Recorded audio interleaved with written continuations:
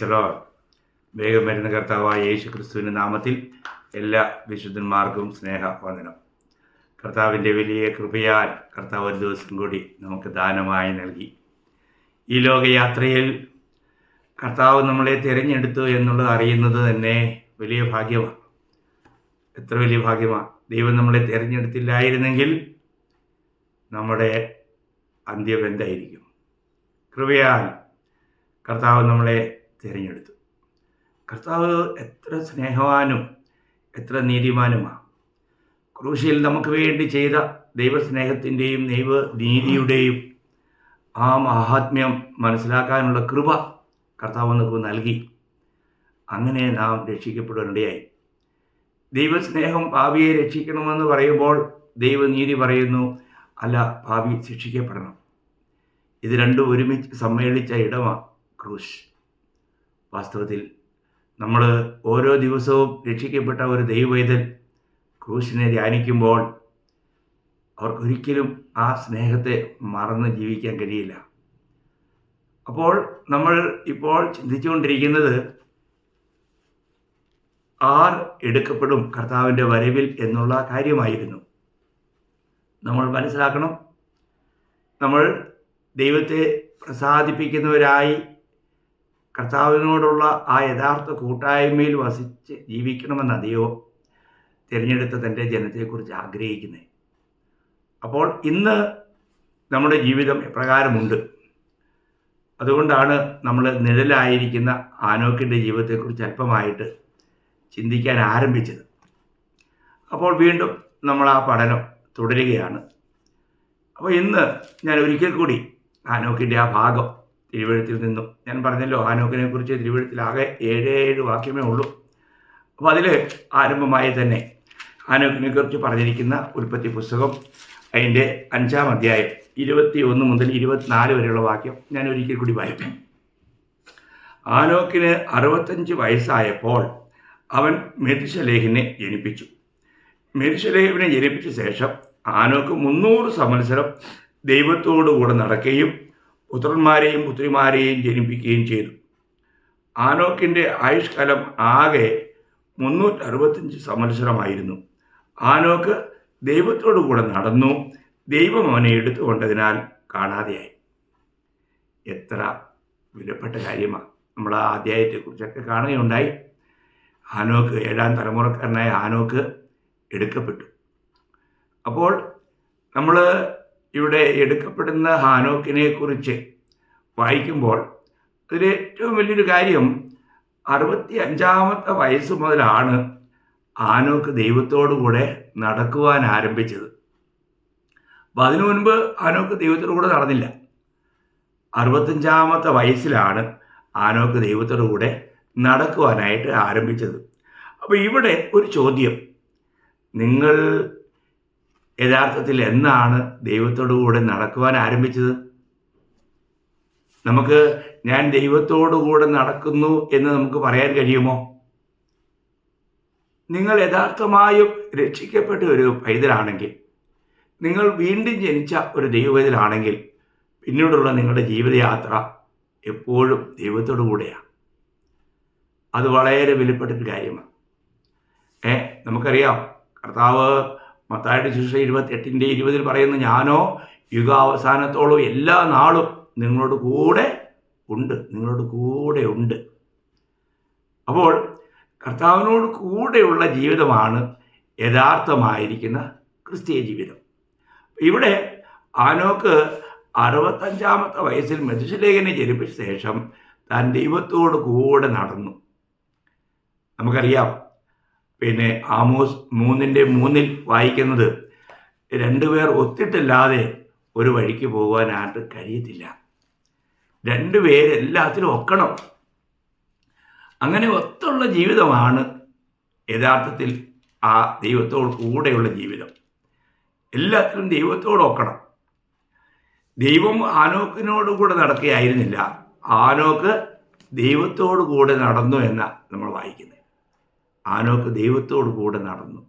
ചിന്തിക്കുക, നമ്മുടെ ജീവിതത്തിൽ നമ്മൾ യഥാർത്ഥത്തിൽ വീണ്ടും ജനിച്ചവരാണെങ്കിൽ നാം എപ്പോഴും ദൈവത്തോട് കൂടെ നടക്കേണ്ടവരാണ്. ദൈവത്തോട് കൂടെ നടക്കണം. അപ്പോൾ നമ്മൾ തിരുവചനത്തിലൂടെ നമ്മളോടുള്ള പ്രബോധനമായിട്ട് ചില വാക്യങ്ങൾ ഓർപ്പിക്കാം എന്ന് ആദ്യമായിട്ട് കരുതുകയാണ്. നമ്മൾ കൊളോസ്യ ലേഖനം 2-ാം അധ്യായം അതിൻ്റെ 6-ാം വാക്യം വായിക്കുമ്പോൾ, കൊളോസ്യ ലേഖനം 2-ാം അധ്യായം അതിൻ്റെ 6-ാം വാക്യം, ആകയാൽ നിങ്ങൾ കർത്താവായ ക്രിസ്തു യേശുവിനെ കൈക്കൊണ്ടതുപോലെ അവൻ്റെ കൂട്ടായ്മയിൽ നടപ്പീൻ. അതൊരു കൽപ്പനയാട്ടോ. അപ്പോൾ നമ്മുടെ ജീവിതത്തിൽ നമ്മൾ സുവിശേഷം കേട്ട് കർത്താവായ യേശു ക്രിസ്തു ഏക രക്ഷകനാണ്, അവിടുന്ന് മാത്രമാണ് ഏക കർത്താവ് എന്നുള്ള സത്യം നമുക്ക് വെളിപ്പെട്ട് കിട്ടി ദൈവത്തിൻ്റെ കൃപയാൽ. അങ്ങനെ നമ്മൾ യേശുവിനെ കർത്താവായിട്ട് കൈക്കൊണ്ട ആ നാളിൽ നമുക്കുണ്ടായ സന്തോഷവും നമുക്കുണ്ടായ പ്രത്യാശയും നമുക്കുണ്ടായിരിക്കുന്ന സമാധാനവും എല്ലാം അവർണ്ണനീയമാണ്. അപ്പോൾ തിരുവചനം പറയുന്നു, അവനെ കൈക്കൊണ്ടതുപോലെ അവൻ്റെ കൂട്ടായ്മയിൽ നടപ്പീൻ. അപ്പോൾ നമ്മൾ കർത്താവിനെ കൈക്കൊണ്ട ശേഷം നമ്മൾ കർത്താവിൻ്റെ കൂട്ടായ്മയിൽ തന്നെയാണോ നടക്കുന്നത്? അതൊരു വലിയ ചോദ്യമാണ്. നമ്മുടെ നടപ്പ് നമ്മുടെ ജീവിതത്തിൻ്റെ അവസ്ഥയെ കാണിക്കുന്നൊരു കാര്യമാണല്ലോ നമ്മുടെ നടപ്പ് എങ്ങനെ ആയിരിക്കണം എന്ന് വിവരിക്കുന്ന അതിൻ്റെ തന്നെ കൊളോസ്യർ 1:10 നമ്മൾ വായിക്കുമ്പോൾ, നിങ്ങൾ പൂർണ്ണ പ്രസാദത്തിനായി കർത്താവിന് യോഗ്യമാവണ്ണം നടന്ന്. കണ്ടോ? അപ്പോൾ നമ്മൾ കർത്താവിന് യോഗ്യമാവണ്ണം നടക്കണം. എന്തിനാ? പൂർണ്ണ പ്രസാദത്തിനായി. ദൈവത്തെ എപ്പോഴും പ്രസാദിപ്പിക്കുന്നവരായിരിക്കണം. അപ്പം ആനോക്ക് ദൈവത്തോടുകൂടെ വെറുതെ നടക്കുകയല്ല ചെയ്തേ. നമ്മൾ എബ്രായർ 11:5 കണ്ടല്ലോ, ആനോക്ക് ദൈവത്തെ പ്രസാദിപ്പിച്ചു. അപ്പോൾ ഇവിടെ വീണ്ടും ജനിച്ച രക്ഷിക്കപ്പെട്ട ഒരു ദൈവവൈതലിൻ്റെ ഏറ്റവും വലിയ കർത്തവ്യം അവൻ എന്ത് ചെയ്യണം? അവൻ പൂർണ്ണ പ്രസാദത്തിനായി കർത്താവിന് യോഗ്യമാവണ്ണം നടക്കണം. അതാണ് കൊളോസ്യർ 1:10 വായിക്കുന്നത്. പൂർണ്ണമായും ദൈവത്തെ പ്രസാദിപ്പിക്കണം. നമ്മുടെ ജീവിതത്തിൽ ക്രിസ്തുവിലായി കഴിഞ്ഞാൽ, കർത്താവുമായിട്ടുള്ള കൂട്ടായ്മയിൽ വന്നു കഴിഞ്ഞാൽ, നമ്മുടെ ഏക ലക്ഷ്യം കർത്താവിനെ പ്രസാദിപ്പിക്കുക എന്നുള്ളതായിരിക്കണം. ഇന്ന് നമുക്ക് അങ്ങനെയാണോ നമ്മുടെ ജീവിത ലക്ഷ്യം? എത്ര വിലപ്പെട്ട കാര്യമാണ്. നമുക്കറിയാം, ദൈവത്തിൻ്റെ കർത്താവിൻ്റെ കൂട്ടായ്മയിലേക്കാണ് നമ്മളെ വിളിച്ചത്. 1 കൊരിന്ത്യർ 1:9 വാക്യത്തിൽ നമ്മൾ വായിക്കുന്നത്, തൻ്റെ പുത്രനും നമ്മുടെ കർത്താവായ യേശു ക്രിസ്തുവിൻ്റെ കൂട്ടായ്മയിലേക്ക് നിങ്ങളെ വിളിച്ചിരിക്കുന്ന ദൈവം വിശ്വസ്തൻ. പുത്രൻ്റെ കൂട്ടായ്മയിലേക്കാണ് നമുക്കൊരു കൂട്ടാളിയായിട്ടാണ് പുത്രനെ നൽകിയിരിക്കുന്നത്. അതെത്ര വലിയ കാര്യമാണ്. നമുക്ക് ലഭിച്ചിരിക്കുന്നത് ദൈവപുത്രൻ്റെ കൂട്ടായ്മയാണ്. അതൊരു ചെറിയ കാര്യമാണോ? അപ്പോൾ ആ കൂട്ടായ്മയിലൂടെ ജീവിക്കുമ്പോൾ ഉള്ള നമ്മുടെ ഒരു വലിയ അതിമഹത്തായ അനുഭവത്തെക്കുറിച്ച് അത് 1 കൊരിന്ത്യർ 6:17 വായിക്കുമ്പോൾ നമ്മൾ വായിക്കുന്ന ഇങ്ങനെയാണ്, കർത്താവിനോട് പറ്റിച്ചേരുന്നവനോ അവനുമായി ഏകാത്മാവാകുന്നു. ശ്രദ്ധിക്കുക ദൈവമക്കളെ, നമ്മൾ ആ കൂട്ടായ്മയിലാകുമ്പോൾ നമ്മൾ എന്ത് ചെയ്യാണ്? കർത്താവുമായി പറ്റിച്ചേരുക. അങ്ങനെയുള്ളവരെ കുറിച്ച് പറയുകയാണ്, അവർ ഏകാത്മാവാകുന്നു. വലിയ ബന്ധം. എത്ര വിലപ്പെട്ട കാര്യമാണ്. തിരുവചനം പറയുന്ന ഓരോ കാര്യങ്ങളും സത്യമാണ്. അതിൽ നമുക്ക് ഒരിക്കലും സംശയിക്കേണ്ട ആവശ്യമില്ല. ഇന്ന് വീണ്ടും ജനിച്ച നമ്മളിലെല്ലാം ദൈവത്തിൻ്റെ ആത്മാവുണ്ട്. കർത്താവായ യേശു ക്രിസ്തു ഏക ദൈവം നമ്മുടെ കൂടെ വസിക്കുന്നു. എവിടെ വസിക്കുന്നു? ആത്മാവിൽ വസിക്കുന്നു. വളരെ വിലപ്പെട്ട കാര്യമല്ലേ? നമ്മളതിനെ യഥാർത്ഥമായിട്ടും ആസ്വദിക്കുന്നുണ്ടോ? മറ്റ് ചില വാക്യങ്ങൾ വായിക്കുമ്പോൾ നമ്മൾ ഫിലിപ്പ് ലേഖനം 1-ാം അധ്യായം അതിൻ്റെ 27-ാം വാക്യത്തിൻ്റെ അവസാന ഭാഗം വായിക്കുമ്പോൾ, ഫിലിപ്പർ 1:27 അവസാനം, സുവിശേഷത്തിന് യോഗ്യമാവണ്ണം മാത്രം നടപ്പിൻ. കണ്ടോ? സുവിശേഷത്തിന് യോഗ്യമാവണ്ണം മാത്രം നടപ്പിൻ. ചിന്തിക്കുക, ഇന്ന് നമ്മുടെ ജീവിതം സുവിശേഷത്തിന് യോഗ്യമാവണ്ണമാണോ? സുവിശേഷം എന്ന് പറഞ്ഞാൽ കർത്താവായ യേശു ക്രിസ്തു എന്ന് തന്നെയാണ് 2 തിമോത്തി 2:8 പൗലോസ് പറയുന്നുണ്ട്. കർത്താവായ യേശു ക്രിസ്തു ആ സുവിശേഷം. അവന് യോഗ്യമാവണ്ണം നമ്മൾ ജീവിക്കണം. നമ്മൾ മറ്റുള്ളവരോട് സുവിശേഷം പറയുമ്പോൾ തന്നെ നമുക്ക് ആ സുവിശേഷം അറിയിക്കാനുള്ളൊരു യോഗ്യത ഉണ്ടായിരിക്കും. ഇത്രമാത്രം പരിപാവനനായ ഈ കർത്താവിനെ അറിയിക്കുവാൻ നമുക്ക് അതിന് തക്ക യോഗ്യത ഉണ്ടായിരിക്കണം. ആ നിലയിൽ യോഗ്യമാവണ്ണം നാം ജീവിക്കണം. ഇപ്പം അനേക നിലകളിൽ നല്ല സാക്ഷ്യം പുലർത്താതെ മദ്യപിച്ചും പുകവലിച്ചും തമ്പാക്കു തിന്നും പാൻ തിന്നും ഒക്കെ നടക്കുന്ന ഒരു വ്യക്തി ഒരിക്കലും സുവിശേഷം അറിയിക്കുവാൻ യോഗ്യനല്ല. അപ്പോൾ നമ്മൾ സുവിശേഷം അറിയിക്കുമ്പോൾ കൈക്കൂലി വാങ്ങിയോ വെട്ടിപ്പും തട്ടിപ്പും നടത്തിയോ ഇങ്ങനെയുള്ള ലോക മനുഷ്യർക്ക് ഒരിക്കലും സുവിശേഷം അറിയിക്കുവാനായിട്ടുള്ള യോഗ്യതയില്ല. നമ്മൾ ചിന്തിക്കണം, നമ്മൾ അറിയിക്കുന്ന ഈ സുവിശേഷം പറയുവാൻ തക്ക യോഗ്യത നമുക്കുണ്ടോ എന്ന് നമ്മൾ പരിശോധിക്കുന്നത് എത്ര നല്ലതാണ്. നമ്മളെ ആരും ചോദ്യം ചെയ്യാൻ പാടില്ല. ഞാൻ ചിലപ്പോഴൊക്കെ ഇങ്ങനെ പറയാറുണ്ട്, ഒരിക്കൽ ഒരു കഷണ്ടിയായ മനുഷ്യൻ നിന്നുകൊണ്ട് തെരുവിൽ നിന്നുകൊണ്ട് എണ്ണ വിൽക്കുക.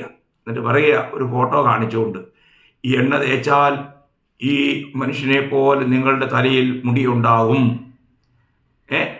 അപ്പോൾ ഇത് കേട്ട ഒരു വ്യക്തി ചോദിച്ചു, സഹോദര, അങ്ങനെ മുടി ഉണ്ടാവുന്നു ഈ ഫോട്ടോ കാണിക്കാതെ നിങ്ങളുടെ തന്നെ തലയിലേക്ക്, നിങ്ങളുടെ കഷണ്ടിയായ തലയിലേക്ക് ഈ എണ്ണ തേച്ചിട്ട് നിങ്ങളുടെ തല ആദ്യമുള്ള ആ ഫോട്ടോയും ഇപ്പോഴത്തെ ഫോട്ടോ വേണ്ടല്ലോ, ആദ്യമുള്ള ആ ഫോട്ടോ കാണിച്ചിട്ട് ഇതാ ഇപ്പോൾ എന്നെ നോക്കുവീൻ എന്ന് പറയാൻ കഴിയണം. നോക്കുക, ഒരു ക്രിസ്ത്യാനിക്ക് ഒരു വലിയ സാക്ഷ്യമുണ്ട്. ക്രിസ്തുവിലാകുന്നതിന് മുൻപുള്ള ജീവിതവും ക്രിസ്തുവിലായ ശേഷമുള്ള ജീവിതവും അത് വലിയ ഒരു സാക്ഷ്യമുള്ള ജീവിതമാണ്. അത് ആർക്കും മറുതലിക്കാൻ പറ്റാത്തൊരു കാര്യമാണ്. ഇതാണ് നമുക്ക് നമ്മുടെ ജീവിതത്തിൽ വേണ്ടത്. അപ്പോൾ നമ്മൾ എന്തായിരിക്കണം? നമ്മൾ ഇവിടെ പറയുന്നത് സുവിശേഷത്തിന് യോഗ്യമായി ജീവിക്കണം. അതേ അധ്യായത്തിൽ തന്നെ 3-ാം അധ്യായം 16-ാം വാക്യത്തിൽ, ഫിലിപ്പിയർ 3-ാം അധ്യായം 16-ാം വാക്യം, അവിടെ വായിക്കുന്നത്, നാം പ്രാപിച്ച പരിജ്ഞാനം തന്നെ അനുസരിച്ച് നടക്കുക. കണ്ടോ, നാം പ്രാപിച്ചിരിക്കുന്ന പരിജ്ഞാനം തന്നെ അനുസരിച്ച് നടക്കുക. അപ്പോൾ നമുക്ക് എന്ത് ലഭിച്ചു? പരിജ്ഞാനം, പരിശുദ്ധനെ കുറിച്ചുള്ള ജ്ഞാനം. എന്താണ് നമ്മുടെ ജ്ഞാനം എന്നുള്ളത്? ക്രിസ്തുവാണെന്ന് 1 കൊരിന്ത്യർ 1:30 വായിക്കുന്നുണ്ട്. ക്രിസ്തു നമുക്ക് ജ്ഞാനമായി തീർന്നു. ദൈവത്തിൻ്റെ ജ്ഞാനമായ ക്രിസ്തു നമുക്ക് ജ്ഞാനമായി തീർന്നു. അതുകൊണ്ട് തന്നെ വചനം പറയുകയാണ്, നാം പ്രാപിച്ചിരിക്കുന്ന പരിജ്ഞാനം തന്നെ അനുസരിച്ച് നടക്കുക. നമുക്ക് പരിശുദ്ധനെ കുറിച്ചുള്ള ജ്ഞാനം ലഭിച്ചു. ഇനി ആ പരിശുദ്ധന് യോഗ്യമാവണ്ണം തന്നെ നടക്കണം. നമ്മൾ എത്ര ഭാഗ്യവാന്മാരാ പ്രിയമുള്ളവരെ. ഇന്ന് നമ്മുടെ ജീവിതത്തിൽ നമ്മുടെ നടപ്പ് അദ്ദേഹം ഒരു യഥാർത്ഥ ഒരു വിശുദ്ധനാണ് എന്ന് മറ്റുള്ളവർക്ക് പറയാനായിട്ട് കഴിയുമോ? എലീശയെ കണ്ടുകൊണ്ട് സുനേങ്കാറ്റ് പറഞ്ഞു, അദ്ദേഹം ഒരു ദൈവപുരുഷൻ എന്ന് ഞാൻ കാണുന്നു. അവൻ്റെ നടപ്പ് കണ്ടുകൊണ്ടാണ് പറഞ്ഞത്. അപ്പോൾ നമ്മുടെ ജീവിതത്തിൽ നമ്മൾ പ്രാപിച്ചിരിക്കുന്ന പരിജ്ഞാനത്തിനനുസരണമായി നടക്കണം. ഇന്ന് നമുക്ക് ആ നിലയിൽ നമുക്ക് നടക്കുവാൻ, ജീവിക്കുവാൻ കഴിയുന്നുണ്ടോ എന്നുള്ളതാണ് ചോദ്യം. വീണ്ടും നമ്മൾ ചില വാക്യങ്ങളോട് ഞാൻ ഓർപ്പിക്കാൻ, നടപ്പിലുള്ള ബന്ധത്തിൽ ഗലാത്യ ലേഖനം അതിൻ്റെ 2-ാം അധ്യായം, ഗലാത്യർ 2:14 വാക്യം, അതിൻ്റെ അവസാന ഭാഗം. അപ്പോൾ ഇവിടെ ഞാൻ ആ 2:14 വാക്യം വായിക്കാം. അവർ സുവിശേഷത്തിൻ്റെ സത്യമനുസരിച്ച് ചൊവ്വായി നടക്കുന്നില്ല എന്ന് കണ്ടിട്ട്. അപ്പോൾ സുവിശേഷത്തിൻ്റെ സത്യമനുസരിച്ച് ചൊവ്വായി നടക്കണം. ഇവിടുത്തെ സംഭവം നിങ്ങൾക്കറിയാം. ഞാൻ ആ സംഭവം ബാക്ക്ഗ്രൗണ്ടൊന്നും എടുത്ത് പറയുന്നില്ല. പത്രോസും ബർന്നബാസും ഒക്കെ യഹൂദന്മാരെ കണ്ട് പേടിച്ച് തെറ്റിപ്പോയ സംഭവത്തെക്കുറിച്ച് പൗലോസിനെ എടുത്ത് പറയുക. ചിന്തിക്കുക പ്രിയമുള്ളവരെ, നമ്മൾ ജനങ്ങളെ കണ്ട് ഭയപ്പെട്ട് ജനങ്ങളെ പ്രസാദിപ്പിക്കുവാൻ നമ്മൾ ഒരിക്കലും ശ്രമിക്കാൻ പാടില്ല. നമുക്ക് യഥാർത്ഥമായ സത്യം വെളിപ്പെട്ട് കിട്ടിയവരാണ്. ആ സത്യത്തിന് വേണ്ടി നിൽക്കാൻ കഴിയണം. എന്നാൽ ഇവിടെ യഹൂദന്മാരെ ഭയന്ന് പത്രോസ് തെറ്റി, അത് കണ്ട് ബർന്നബാസും തെറ്റി. എന്നാൽ പൗലോസ് അവരോട് എതിരിട്ട് നിന്നു. താൻ ആ തെറ്റിലേക്ക് പോകാൻ ആഗ്രഹിച്ചില്ല. താനത് ചൂണ്ടിക്കാണിക്കുക. അപ്പോൾ നമ്മൾ എന്തായിരിക്കണം? നാം സുവിശേഷത്തിൻ്റെ സത്യം അനുസരിച്ച് ചൊവ്വായി നടക്കണം. സുവിശേഷത്തിൻ്റെ സത്യം അനുസരിച്ച് ചൊവ്വായി നടക്കണം. ഏതെങ്കിലും അവസ്ഥയിൽ നമ്മൾ അതിനെ വ്യതിചലിക്കാൻ പാടില്ല. എന്നാൽ ചിലരൊക്കെ വ്യതിചലിക്കുന്നു. അത് തികച്ചും തെറ്റാ പ്രിയമാവരെ. അപ്പോൾ നാം നടക്കേണ്ടത് സുവിശേഷത്തിന് അനുസരിച്ച്, ആ സുവിശേഷത്തിൻ്റെ സത്യം അനുസരിച്ച് നമ്മൾ നടക്കണം. ഇനി നമ്മൾ നോക്കുമ്പോൾ എഫേസ്യ ലേഖനം 4-ാം അധ്യായം അതിൻ്റെ 1-2 വാക്യം വായിക്കാം. കർത്തൃസേവ നിമിത്തം ബദ്ധനായിരിക്കുന്ന ഞാൻ പ്രബോധിപ്പിക്കുന്നത്, നിങ്ങളെ വിളിച്ചിരിക്കുന്ന വിളിക്ക് യോഗ്യമാവണ്ണം പൂർണ്ണ വിനയത്തോടും സൗമ്യതയോടും ദീർഘക്ഷമയോടും കൂടെ നടക്കണം. എങ്ങനെ നടക്കണം? വളരെ വലിയ കാര്യമാണ്. വിളിക്ക് യോഗ്യമാവണ്ണം പൂർണ്ണ വിനയത്തോടും സൗമ്യതയോടും ദീർഘക്ഷമയോടും കൂടെ നടക്കണം. ഇതാ ദൈവമക്കളെ കാണുമ്പോൾ തന്നെ അവരെ നമുക്ക് തിരിച്ചറിയാൻ പറ്റും. അവരെങ്ങനെയുള്ളവരായിരിക്കും? അവർ പൂർണ്ണ വിനയമുള്ളവരായിരിക്കും, സൗമ്യതയുള്ളവരായിരിക്കും, ദീർഘക്ഷമയുള്ളവരായിരിക്കും. എടുവിടാന്ന് പറഞ്ഞുകൊണ്ട് കോപിച്ച് ദൈവനാമം ദുഷിക്കുന്നവരാകാൻ ദൈവമക്കൾ പാടില്ല. എല്ലാം സഹിക്കാനും ക്ഷമിക്കാനും, അത് വളരെ സൗമ്യമായി ആ കാര്യങ്ങളെ അഭിമുഖീകരിക്കാനൊക്കെ നമുക്ക് കഴിയണം. നമ്മുടെ നടപ്പ് നമ്മളെ ഈ ലോകം കണ്ടുകൊണ്ടിരിക്കുക. അപ്പോൾ ഒരിക്കൽ ഒരു വ്യക്തിയുടെ സൗമ്യത കണ്ടിട്ട് മറ്റൊരു അന്യജാതിക്കാരൻ പറഞ്ഞ്, ഇന്ന് ഞാൻ സുവിശേഷം കണ്ടു. സുവിശേഷം കേൾക്കുകയല്ല, സുവിശേഷം കണ്ടു. അപ്പോൾ നമ്മുടെ ജീവിതം മറ്റുള്ളവർക്ക് കർത്താവിന് യോഗ്യമായ നിലയിൽ കാണുവാനായിട്ട് കഴിയുന്നതായിരിക്കണം. വളരെ ശ്രദ്ധിക്കുക. അപ്പോൾ ഇവിടെ എഫേസ്യ ലേഖനത്തിൽ നമ്മൾ കാണുന്നത് വിളിക്ക് യോഗ്യമാവണ്ണം. അപ്പോൾ നമ്മളെ വിളിച്ചിരിക്കുന്നത് എങ്ങനെ ജീവിക്കാനാ? പൂർണ്ണ വിനയത്തോടും സൗമ്യതയോടും ദീർഘക്ഷമയോടും കൂടെ. കാരണം നമ്മുടെ കർത്താവ് സൗമ്യതയും താഴ്മയുള്ളവനാണ്. കർത്താവിൻ്റെ മുഖമേറ്റുകൊണ്ട് വേണം നമുക്ക് കർത്താവിൽ നിന്നും പഠിക്കാൻ. അപ്പോൾ നമ്മൾ കർത്താവിനോടുകൂടെ നടക്കുമ്പോൾ എന്തുണ്ട്?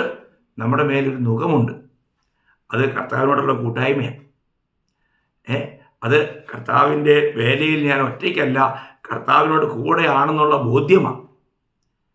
ഇത് എത്ര വിലപ്പെട്ട കാര്യമാണ് ദൈവ മക്കളെ. അപ്പം നമ്മൾ കർത്താവ് താഴ്മയും സൗമ്യതയുള്ളവരാണെങ്കിൽ നമ്മളെങ്ങനെയായിരിക്കണം?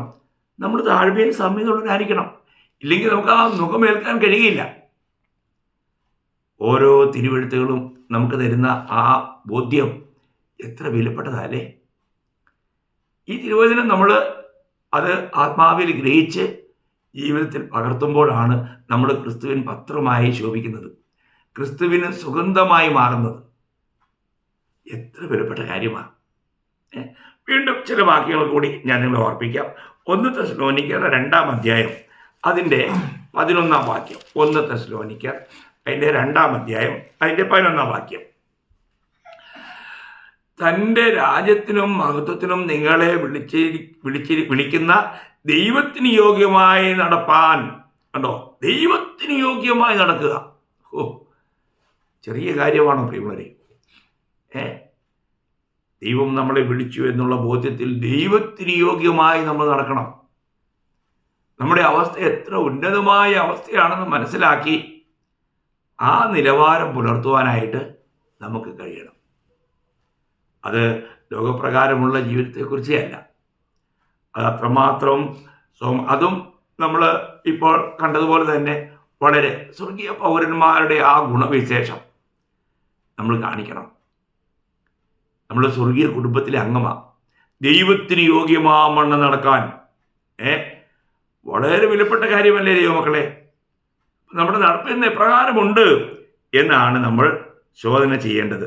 നമ്മൾ വീണ്ടും ഒന്ന് രണ്ട് വാക്കുകൂടെ ഞാൻ വായിക്കാൻ ആഗ്രഹിക്കുകയാണ്.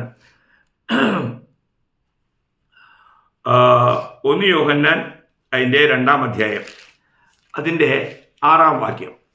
1 യോഹന്നാൻ അതിൻ്റെ 2-ാം അധ്യായം 6-ാം വാക്യം. നമ്മളിതെല്ലാം വാക്യങ്ങൾ എടുത്ത് പറയാൻ കാരണം, അവനിൽ വസിക്കുന്നു എന്ന് പറയുന്നവൻ അവൻ നടന്നതുപോലെ നടക്കേണ്ടതാകുന്നു. നോക്കുക, അപ്പോൾ എങ്ങനെയാണ് നമ്മൾ നടക്കേണ്ടത്? കർത്താവ് നടന്നതുപോലെ. നമ്മൾ ക്രിസ്ത്യാനി എന്ന് പറഞ്ഞാൽ കർത്താവിനെ അനുധാവനം ചെയ്യുന്നവൻ എന്നല്ലേ? നിങ്ങൾക്ക് എല്ലാവർക്കും അറിയാവുമെന്ന് എനിക്ക് അറിഞ്ഞുകൂടാ. ഞാൻ ആർമിയിലായിരുന്നു. അപ്പോൾ നമ്മൾ മാർച്ച് ചെയ്യുമ്പോൾ മുമ്പിൽ പോകുന്നവൻ പോകുന്നത് പോലെ നമ്മൾ പോകണം. അവൻ വലങ്കാലാണ് മുമ്പോട്ട് വെച്ചെങ്കിൽ നമ്മളും വലങ്കാല് തന്നെ വെക്കണം. നിങ്ങൾ മാർച്ച് പാസ്റ്റ് കണ്ടിട്ടുണ്ടാവുമല്ലോ, എത്ര മനോഹരമല്ലേ? നിശ്ചയമായും വളരെ കൗതുകം തോന്നുന്നത്. അങ്ങനെയാണെങ്കിൽ നമ്മുടെ കർത്താവ് നമുക്ക് ഒരു മാതൃക തന്നിട്ട് പോയി. 1 പത്രോസ് 2:21 നമുക്കറിയാം. അവൻ്റെ കാൽ ചുവടുകളെ പിൻപറ്റുവാൻ. കർത്താവിൻ്റെ കാൽ ചുവടുകളെ തന്നെയാണോ ഞാൻ പിൻപറ്റുന്നത് എന്നാണ് ഒരു വിശുദ്ധൻ വ്യക്തമായും അറിയേണ്ടത്. ഞാൻ യഥാർത്ഥമായും കർത്താവിൻ്റെ കാൽ ചുവടുകളെ തന്നെ പിൻപറ്റുന്നവനാണോ? ഇത് വളരെ വിലപ്പെട്ട കാര്യം ദൈവമക്കളെ. നമ്മൾ ചിന്തിക്കണം. ഞാൻ യഥാർത്ഥമായും കർത്താവിൻ്റെ കാൽ ചുവടുകളെ പിൻപറ്റുന്നുണ്ടോ?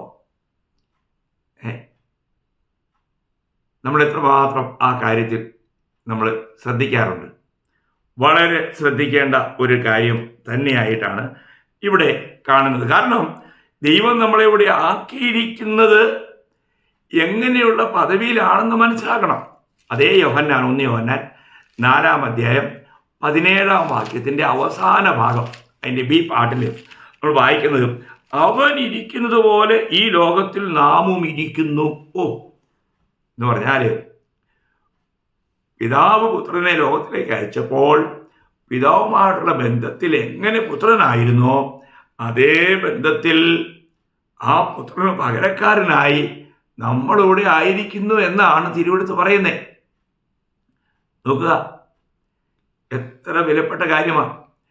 ഈ ലോകത്തിന് ക്രിസ്തുവിനെ വെളിപ്പെടുത്തി കൊടുക്കുവാനായിട്ട് നമ്മളെ ഇവിടെ ആക്കി വെച്ചിരിക്കുന്നു. ഞാനല്ല, ക്രിസ്തു എന്നിൽ ജീവിക്കുന്നു എന്ന് പൗലോസ്ലീഹ ഫിലിപ്പിയർ 1:21 പറഞ്ഞു. അപ്പോൾ എനിക്ക് ജീവിക്കുന്നത് ക്രിസ്തു, മരിക്കുന്നത് ലാഭം. അപ്പോൾ ഗലാത്യർ 2:20 പറഞ്ഞു, ഞാൻ ക്രിസ്തുവിനോടുകൂടെ ക്രൂശിക്കപ്പെട്ടിരിക്കുന്നു. ഇനി ഞാനല്ല, ക്രിസ്തു അത്ര എന്നിൽ ജീവിക്കുന്നു. എത്ര വലിയ കാര്യമാണ്! ക്രിസ്തു എന്നിൽ ജീവിക്കുന്നു. അപ്പോൾ അതല്ലേ ഇവിടെ നമ്മൾ വായിക്കുന്നത്, അവൻ ഇരിക്കുന്നത് പോലെ ഈ ലോകത്തിൽ നാമും ഇരിക്കുന്നു. അത് എപ്പോഴാണ് പ്രിയമുള്ളവരെ? കർത്താവ് നമ്മളിൽ ജീവിക്കുമ്പോഴാണ്. ഇന്ന് കർത്താവാണോ നമ്മൾ ജീവിക്കുന്നത്, അതോ നമ്മൾ നമ്മുടെ ഇഷ്ടപ്രകാരം നമ്മുടെ ജഡത്തിനനുസരിച്ചാണോ നമ്മൾ ജീവിക്കുന്നത്? ഇത് നമ്മൾ പരിശോധിക്കണ്ടേ? അപ്പോൾ ക്രിസ്തീയ വിളി, ഒരു ക്രിസ്ത്യാനി എന്ന് പറയുമ്പോൾ തന്നെ ഞാൻ പറഞ്ഞില്ലേ, ആ ക്രിസ്ത്യാനി എന്നുള്ള പദം പോലും പലരും അതിൻ്റെ അർത്ഥം മനസ്സിലാക്കും. ഇന്ന് ക്രിസ്തുവിനെ ഹനിക്കുന്നവരാണ്. ക്രിസ്ത്യാനിയായിട്ട് ക്രിസ്തുവിനെ അനുഗമിക്കുകയല്ല, ക്രിസ്തുവിനെ ഹനിക്കുക, കർത്താവിനെ ഇല്ലായ്മ ചെയ്യുവാനായിട്ട് ശ്രമിക്കുക. അതല്ലേ പിന്നെ ഈ ജനനിമിത്തം എൻ്റെ നാമം ദൂഷിക്കപ്പെടുന്നുവെന്ന് റോമർ 2:24 നമ്മൾ വായിക്കുന്നുണ്ട്. അപ്പോൾ ദൈവത്തിൻ്റെ ജനമെന്ന് പറയുന്ന നമ്മൾ ഇതിനു മുമ്പ് കേട്ടതല്ലേ, അമ്പലത്തിൽ മോഷണമുണ്ടായി, കള്ളനെ പിടിച്ചു, പേരെന്തുവാ? സ്റ്റീഫൻ. എന്താക്കുക? അപ്പോൾ കള്ളൻ ആരുടെ പേരാ? ഒരു ക്രിസ്ത്യാനിയുടെ പേരാ. ക്രിസ്തുവിൻ്റെ നാമം ദൂഷിക്കുന്നവർ, ക്രിസ്തുവിൻ്റെ നാമം ഹനിക്കുന്നവർ അല്ല പ്രിയമുള്ളവരെ. അതിനല്ല നമ്മൾ വിളിച്ചേ.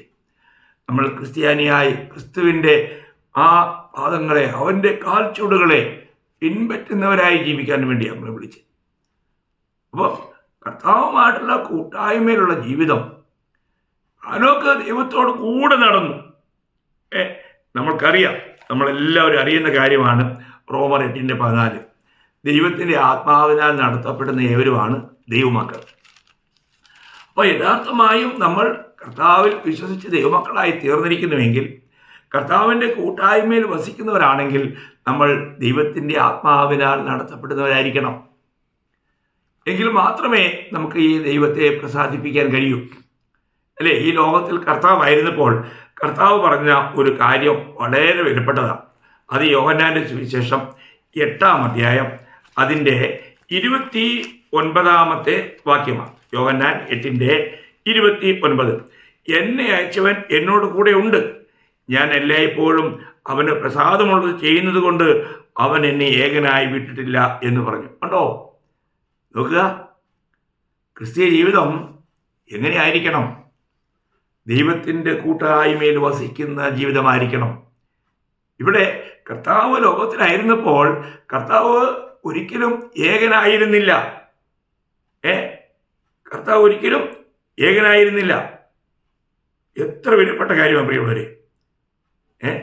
അപ്പോൾ കാരണം താൻ എപ്പോഴും ആ പിതാവിന് പ്രസാദമായുള്ളത് ചെയ്തു. അത് യോഹന്നാൻ 16:32 വായിക്കുമ്പോൾ അതിൻ്റെ 32-ാം വാക്യം, നിങ്ങൾ ഓരോരുത്തരും താൻ്റെ സ്വന്തത്തിലേക്ക് ചിതറിപ്പോകും, എന്നെ ഏകനായി വിടുകയും നിങ്ങൾ ചെയ്യും. ആ നാഴിക വന്നിരിക്കുന്നു. പിതാവിനോട് കൂടെ ഉള്ളതുകൊണ്ട് ഞാൻ ഏകനല്ലതാനും. മറ്റുള്ളവരെല്ലാം കൈവിട്ടു. പ്രതികൂലത്തിൽ ഒറ്റ ശിഷ്യൻ പോലും കൂടെ നിന്നില്ല. എന്നാൽ കർത്താവ് പറയാണ്, ഞാൻ ഏകനല്ല, പിതാവിനോട് കൂടെയുണ്ട്. ഇതാ പ്രിയമുള്ളവരെ ക്രിസ്തീയ ജീവിതം. എത്ര ധൈര്യമുള്ള ജീവിതമാണ്. നമുക്ക് ഈ കർത്താവ് നമ്മളോട് കൂടെ ഉണ്ട് എന്നുള്ള ബോധ്യം അത് നമുക്കുണ്ടായിരിക്കണം. അപ്പോൾ ഞാൻ നിങ്ങളോട് പറയാൻ കാരണം, നമ്മളോടുള്ള കൂട്ടായ്മയ്ക്ക് വേണ്ടിയാണ് സ്വർഗത്തിലും അടങ്ങാത്ത ഈ നല്ല കർത്താവ് മനുഷ്യനായി ലോകത്തിൽ വന്നത്. നമുക്ക് നമ്മളോടുള്ള സ്നേഹം എത്ര വലിയ സ്നേഹമാണ്. തന്നെ ചെറുതാക്കി നമ്മെപ്പോലെ ഒരു മനുഷ്യനായി.